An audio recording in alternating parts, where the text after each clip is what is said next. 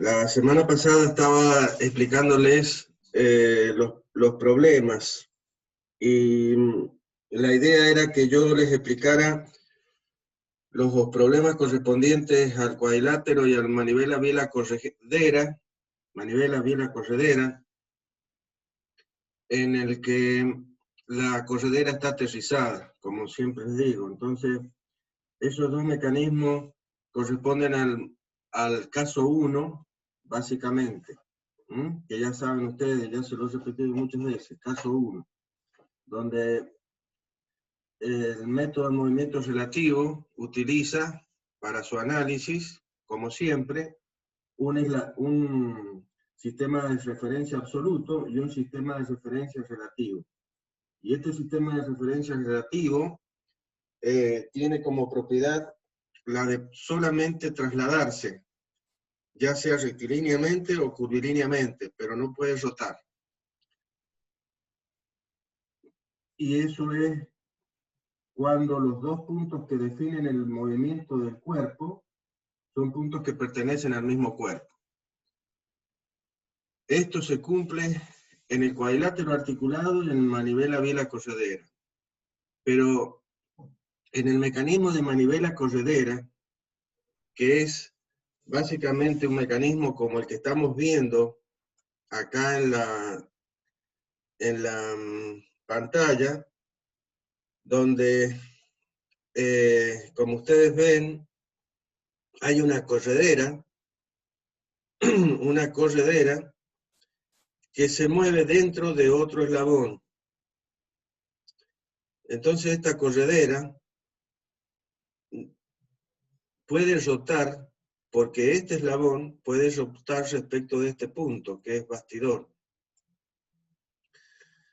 Pero como también es parte o está unido a otro eslabón, que es este que está acá, que es el 2, que rota respecto del bastidor en el pivote fijo O2, tiene que conciliar, digamos así, los dos movimientos, tanto de balancín como de manivela. Y entonces este eslabón, U3, que está acá, va a tener un movimiento de rotación debido a que se encuentra sobre este eslabón, pero también de deslizamiento porque tiene que acompañar a este eslabón.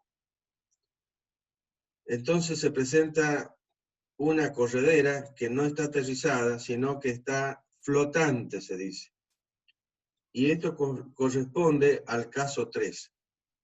Yo empecé a explicar el problema porque, sinceramente, quería explicarles el problema rápidamente frente a el poco tiempo que había. Decidí comenzar a explicárselo, pero he tomado la decisión de darles rápidamente la teoría correspondiente y después termino con la explicación del problema, que es muy simple. Básicamente, vamos a verlo de dos maneras a esto. En cuanto a velocidad, esto es una manera gráfica de verlo y de analizarlo para entender qué es lo que está sucediendo, básicamente. Entonces, y puedan terminar de entender el porqué de la necesidad de un sistema que no solamente se va a trasladar, sino que va a rotar. Que lo que intenté que ustedes recordaran y vieran con el ejemplo la semana pasada. Entonces, cuando hay dos, entonces, ¿cuántos elementos, cuántos cuerpos hay, cuántos eslabones hay? Está el bastidor, que es el O2 o 4, está la manivela, que es el eslabón 2, está la corredera, que es el eslabón 3, y está el eslabón 4, que es este balancín que rota respecto del pivote fijo 4. O sea que tenemos un mecanismo de 4 eslabones, de manivela corredera, que es la segunda inversión del mecanismo de manivela biela corredera. Entonces, tenemos la determinación de la velocidad, como dice ahí la pantalla, va a ser un poquito más complicada.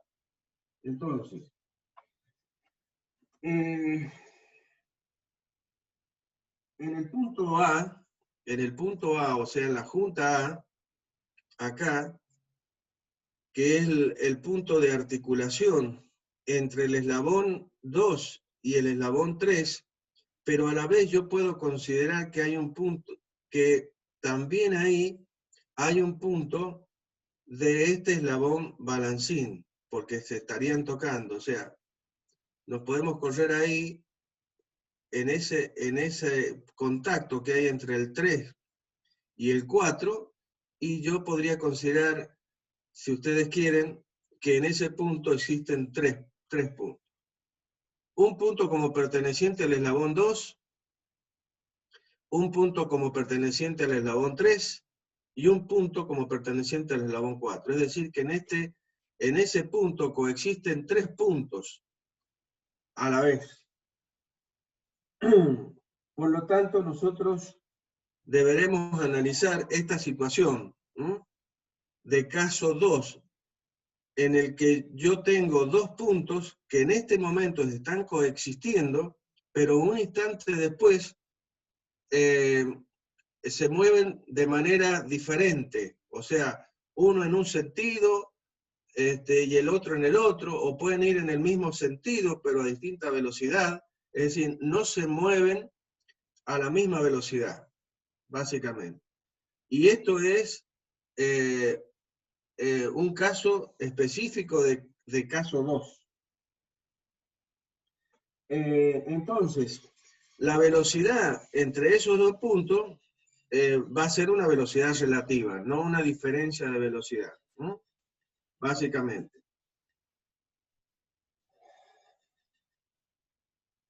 Bien. Entonces, ¿cómo vamos a solucionar este tema? En forma geométrica. ¿Cómo vamos a solucionar? Generalmente nosotros podremos conocer algo de este mecanismo, porque como sabemos es un mecanismo de un grado de libertad. Y si es un grado de libertad, tendremos que tener el conocimiento de básicamente toda la geometría de este mecanismo, ¿sí? Y además, desde el punto cinemático, deberemos conocer la velocidad angular de esta barra. Entonces vamos a conocer toda la longitud de los eslabones, vamos a conocer para este instante, hemos sacado una foto y queremos analizar para ese instante. ¿Cuál es ese instante? En el que este eslabón forma un determinado ángulo θ2 con respecto al sistema absoluto que teóricamente tiene su origen puesto en O2. No está trazado porque si no se suman un montón de líneas más. Pero ustedes siempre tienen que pensar que acá en el bastidor tenemos asociado un sistema absoluto XY. Entonces, respecto del eje X, este radio vector que representa este eslabón tendría un ángulo θ2 y además tiene un determinado omega. ¿Qué es lo que queremos determinar nosotros? Es la velocidad angular del eslabón 4, cómo se mueve, con qué velocidad se mueve, y además queremos saber la velocidad de este eslabón 3 flotante, que tiene una velocidad de deslizamiento dentro del mismo eslabón 4. Entonces, omega 4, velocidad angular del eslabón 4, y velocidad de deslizamiento del eslabón 3, básicamente. Bien. Entonces, si nosotros conocemos el omega de esta barra, si conocemos el omega de esta barra y este radio, sabemos que fácilmente, aplicando la ecuación de que la velocidad es omega por el radio, vamos a determinar la velocidad lineal que tiene el punto A rotando respecto del punto 2. Esa velocidad va a ser una velocidad que va a ser tangente a la trayectoria, por lo tanto perpendicular al radio, y su sentido dependerá de omega, ¿no? Básicamente. Entonces, antes de eso, vamos a definir dos direcciones. Antes de eso, una dirección es la que está apareciendo en la pantalla con color verde. Esa velocidad, esa dirección, está indicando la dirección del eje de transmisión, básicamente. Es el eje a través del cual se transmite la velocidad de transmisión, la velocidad con la cual básicamente el cuerpo 3 acciona sobre el cuerpo 4. Esta velocidad o la fuerza, como ya vamos a ver en otros temas, siempre tiene la dirección perpendicular a la de el movimiento, de deslizamiento. Además, vamos a definir el eje de transmisión, de deslizamiento, perdón, que es el que aparece acá en color rojo, y que es una recta que es tangente, con dirección tangente a la trayectoria de la corredera. ¿Sí? Este eje va a indicar la dirección en la que se mueve la corredera dentro de este eslabón. En esta ocurre entonces el movimiento deslizante entre el eslabón 3 y el eslabón 4. Y la anterior, de vuelta, la verde, indicaba la dirección de la recta de transmisión, o eje de transmisión, que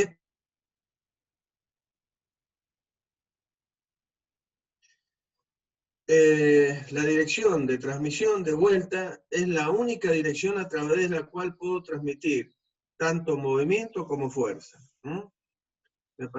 Como fuerza. Bien. Estos dos ejes, básicamente nos van a formar un sistema de ejes XY relativos o locales en el punto correspondiente. A2, A3, A4. Que va a ser un movimiento, un sistema local que se va a poder trasladar, pero también va a poder rotar, básicamente, con el eslabón 4.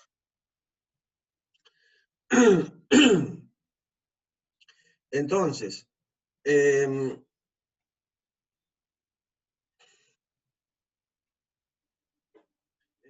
como les decía recién, entonces, nosotros vamos a tener todos los valores correspondientes de las posiciones, de todos los eslabones, la velocidad angular de entrada, y lo que tendremos que encontrar es el omega de la barra 4, de la barra 3, y la velocidad de deslizamiento. Entonces, como ya tenemos la velocidad, angular de la barra 2, entonces podremos determinar, como ya les adelanté, la velocidad del punto A2, que es el punto que pertenece al eslabón 2, que sería este punto que representaría el perno que une a este eslabón 2 con el eslabón 3. O sea, en este nodo del eslabón 2, ¿sí? Este nodo, vamos a tener un perno que une a este eslabón 2 con este eslabón 3. Ese perno, como ya vemos, es un punto que pertenece tanto a 2 como a 3.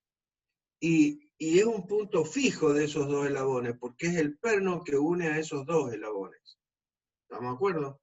Entonces, la velocidad, eso mismo no va a pasar con el punto A4, porque el punto A4 es un punto que en este instante está coexistiendo ahí y que pertenece al eslabón 4.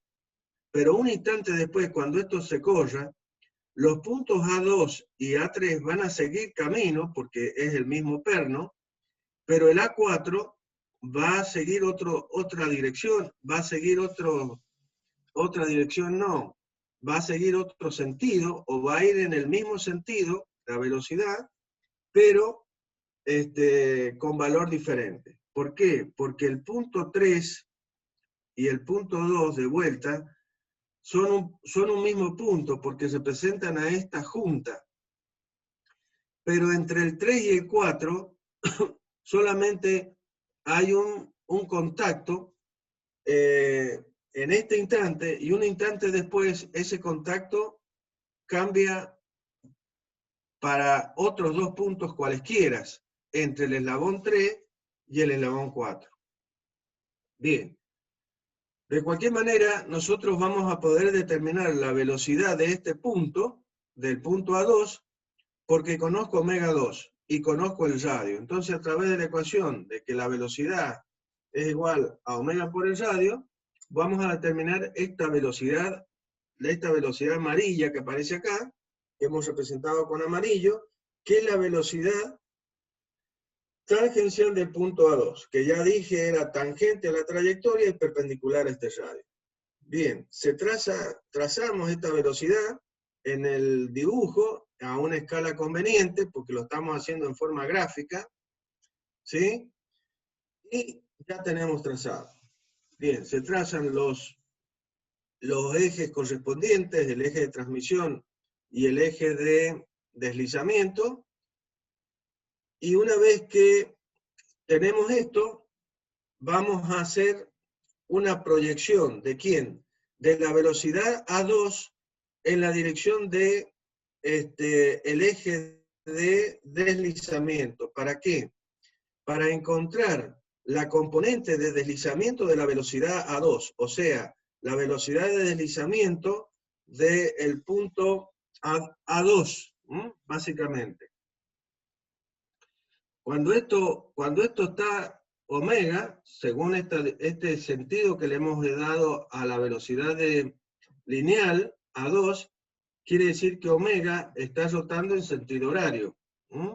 Si esto está rotando en sentido horario, esta pieza, la 4, también va a estar rotando en sentido horario, no le queda otra. Y este eslabón 3 se va a mover en este sentido. Por eso es que la velocidad de deslizamiento, o la componente de la velocidad de deslizamiento de la velocidad VA2, tiene el sentido hacia abajo, básicamente. Bien. Ahora, esta velocidad VA2, que es la velocidad del punto A2, y que se va a transmitir a través del eslabón, a través del eslabón 3 al eslabón 4, esa transmisión se va a hacer a través del eje de transmisión, en la única posible dirección que se puede transmitir, ya tanto movimiento como velocidad y fuerza entre este eslabón 3 y este eslabón 4. Esa es la única dirección, que es la perpendicular al eje de deslizamiento. Entonces, si nosotros proyectamos esta velocidad A2 en esta dirección, lo que vamos a encontrar es la componente de velocidad de transmisión que el libro le llama verdadero porque es la fuerza, la velocidad, dependiendo de qué estemos analizando. En este caso estamos analizando velocidad, por lo tanto, velocidad es la única velocidad de transmisión que puede existir entre este cuerpo 3 y este cuerpo 4. Bien, pero a su vez, acá existe un punto 4, dijimos, que es un punto de contacto entre el cuerpo 3 y el cuerpo 4. Ese punto 4 le pertenece a este eslabón 4. Y este eslabón 4 está haciendo una rotación pura respecto del punto 4. Entonces, Si nosotros unimos el punto en cuestión, el punto A4, ¿sí?, con el centro de rotación, vamos a encontrar el radio de rotación, ¿sí? O sea, la distancia que existe entre el punto que estamos analizando, A4, y su centro de rotación. Y nosotros sabemos que la velocidad lineal o tangencial de ese punto B4 va a ser una dirección que va a ser tangente a la trayectoria que sigue el punto A4 rotando respecto del punto O4. Por lo tanto, si nosotros trazamos una dirección, que esta dirección PP, que va a ser normal a este radio y tangente a la trayectoria, vamos a tener la dirección de la fuerza VA4. Ahora, ¿cómo saco el módulo de este vector? Recién habíamos sacado, apareció en verde, la velocidad de transmisión cuando proyecté la velocidad VA4 sobre la dirección del eje de transmisión. Ahora, lo que quiero encontrar es el módulo de este vector. ¿En función de qué lo voy a sacar? Y de la de transmisión. ¿Por qué? Porque esta velocidad de transmisión está compartida por esta velocidad VA2 del punto 2, pero también está compartida por la velocidad del punto A4. Entonces, hemos trazado la dirección, esta PP, que es la dirección de esta velocidad V4, y ahora nos aparece la velocidad VA4 cuando nosotros proyectamos este vector sobre la dirección PP. Entonces, donde se cortan esta dirección con esta dirección, ahí tenemos el extremo del vector VA4 y determinamos la velocidad del punto A4 que pertenece a este eslabón.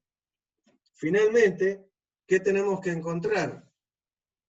La parte de deslizamiento de esta velocidad, o sea, de la velocidad del punto A4 que pertenece a este eslabón. ¿Cómo vamos a hacer eso?